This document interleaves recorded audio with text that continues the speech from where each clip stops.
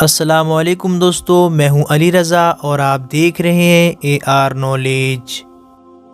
ناظرین گرامی، مصر میں جتنے بھی بادشاہ گزرے ان میں سے حضرت موسیٰ علیہ السلام کے دور کا فرعون سب سے زیادہ بد اخلاق، ظالم اور سخت دل تھا۔ فرعون اس کا لقب تھا اور اس کا اصل نام ولید بن مصعب بن ریان تھا۔ ایک روز فرعون نے خواب میں دیکھا کہ بیت المقدس کی طرف سے ایک آگ نکلی جس نے سارے مصر کو گھیر لیا اور تمام قبطیوں کو جلا ڈالا، مگر بنی اسرائیل کو آگ سے کوئی نقصان نہ پہنچا۔ یہ عجیب و غریب خواب دیکھ کر فرعون پریشان ہو گیا اور اس نے نجومیوں سے اس کی تعبیر معلوم کی تو انہوں نے بتایا کہ بنی اسرائیل میں ایک ایسا لڑکا پیدا ہوگا جو تیری بادشاہت ختم ہونے کا سبب بنے گا۔ یہ سن کر فرعون نے حکم دیا کہ بنی اسرائیل میں جو بھی لڑکا پیدا ہو اسے قتل کر دیا جائے۔ اس طرح سے فرعون کے حکم سے 12,000 یا 70,000 لڑکے قتل کر دیے گئے۔ مگر دوستو، جو اللہ کرنا چاہتا ہے اسے بھلا کون روک سکتا ہے؟ آخرکار حضرت موسیٰ علیہ السلام کی اسی سال میں پیدائش ہوئی جب بچوں کا قتل عام ہو رہا تھا۔ آپ کی والدہ کے ذہن میں اللہ نے یہ خیال ڈالا کہ وہ حضرت موسیٰ علیہ السلام کو ایک صندوق میں رکھ کر دریائے نیل میں چھوڑ دیں۔ پھر یہ صندوق دریائے نیل سے بہتا ہوا فرعون کی محل کی دیوار سے جا لگا۔ فرعون کے گھر والوں نے اس صندوق کو نکال کر فرعون کے سامنے لے گئے۔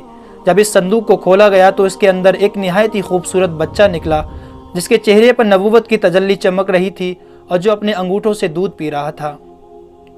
حضرت آسیہ اس بچے کو دیکھ کر کیا بولی، اسے قرآن مجید کچھ اس طرح بیان فرماتا ہے: اور فرعون کی بیوی نے کہا، یہ بچہ میری اور تیری آنکھوں کی ٹھنڈک ہے، اسے قتل نہ کرو، شاید یہ ہمیں نفع دے یا ہم اسے بیٹا بنا لیں، اور وہ بے خبر تھے۔ سورہ القصص آیت نمبر 9۔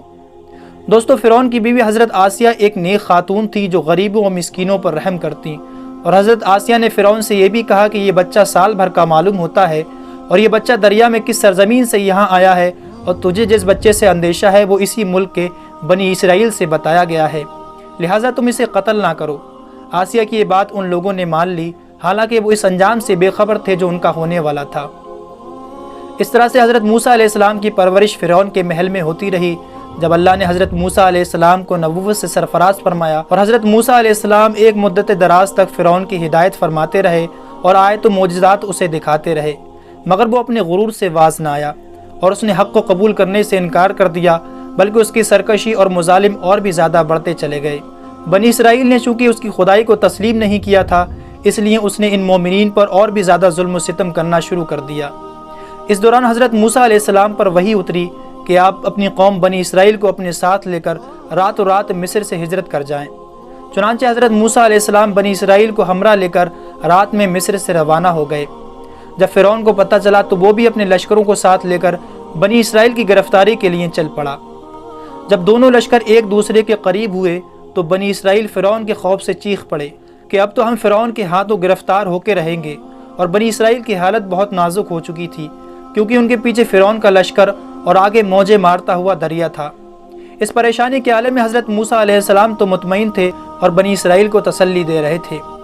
جب دریا کے پاس پہنچ گئے تو اللہ نے حضرت موسیٰ علیہ السلام کو حکم فرمایا کہ تم اپنا عصا دریا پر مارو۔ چنانچہ جب حضرت موسیٰ علیہ السلام نے اپنا عصا دریا پر مارا تو فوراً ہی دریا میں راستہ بن گیا اور بنی اسرائیل اس راستے پر چل کر سلامتی کے ساتھ پار ہو گئے۔ فرعون جب دریا کے قریب پہنچا تو اس نے دریا میں راستہ بنا ہوا دیکھا اور اپنے لشکروں کو ساتھ لے کر اس راستے پر چل پڑا، مگر جب فرعون اور اس کا لشکر دریا کے بیچ میں پہنچا تو اچانک دریا کا پانی موجیں مارنے لگا اور فرعون اپنے لشکروں سمیت دریا میں غرق ہو گیا۔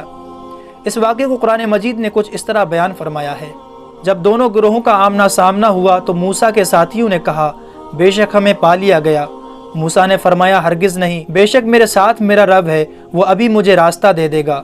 تو ہم نے موسیٰ کی طرف وہی بھیجی کہ دریا میں اپنا عصا مارو، تو اچانک وہ دریا پھٹ گیا تو ہر راستہ بڑے پہاڑ جیسا ہو گیا، اور وہاں ہم دوسروں کو قریب لے آئے اور ہم نے موسیٰ اور اس کے ساتھ والوں کو بچا لیا اور پھر دوسروں کو غرق کر دیا۔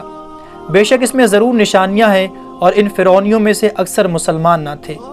اور آج دوستو، فرعون کی لاش پوری دنیا کے لیے عبرت کی نشانی بنی ہوئی ہے۔